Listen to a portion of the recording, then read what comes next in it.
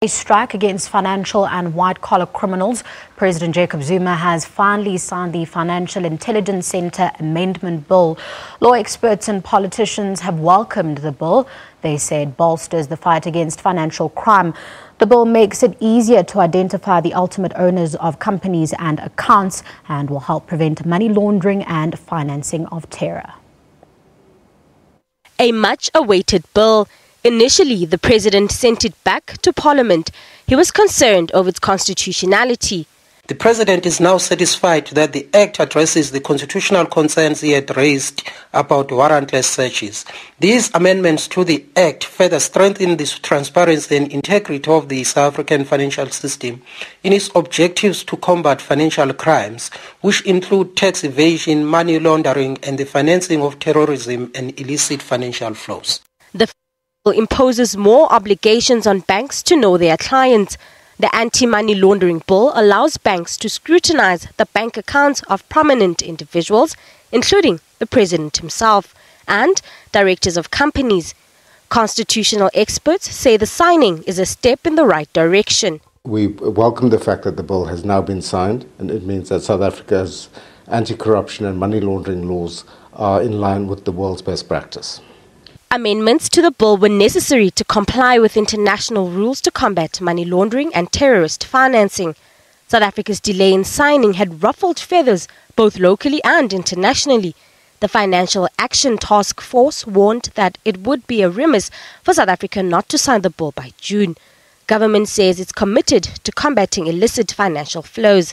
The bill is also very important because of our commitment as a government, as a majority party, as a country as a whole, to fight money laundering, what is often referred to as illicit financial flows, the flows of money out of our country outside of the law, and the financing of terrorism.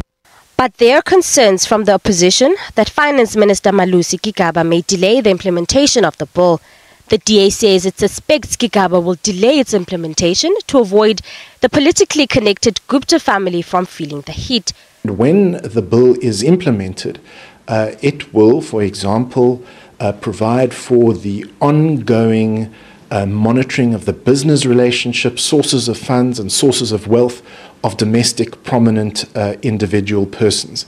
And that will include President Jacob Zuma, other political leaders, prominent businessmen, including his number one clients, the Guptas. The FICA bill has been signed, meaning all the institutions that have been charged with the responsibility of fighting money laundering and racketeering in this country can begin with their work in earnest, so that we also comply with international standards as well, insofar as the FICA laws are concerned. The Black Business Council had requested President Zuma not to sign the bill into law. They also welcomed the signing of the bill as some of their concerns have been met. We welcome the signing of the FICA bill by the President because we have fought very hard to make sure that the wrong things that were in the bill must be amended.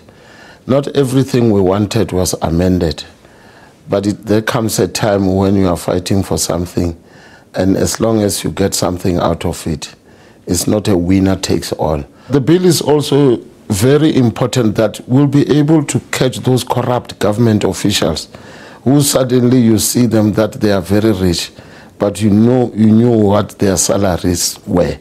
It's now up to the Financial Intelligence Center to draft the bill. However, there are concerns over whether it has enough resources to effectively implement it. Rapang Alamu, SABC News.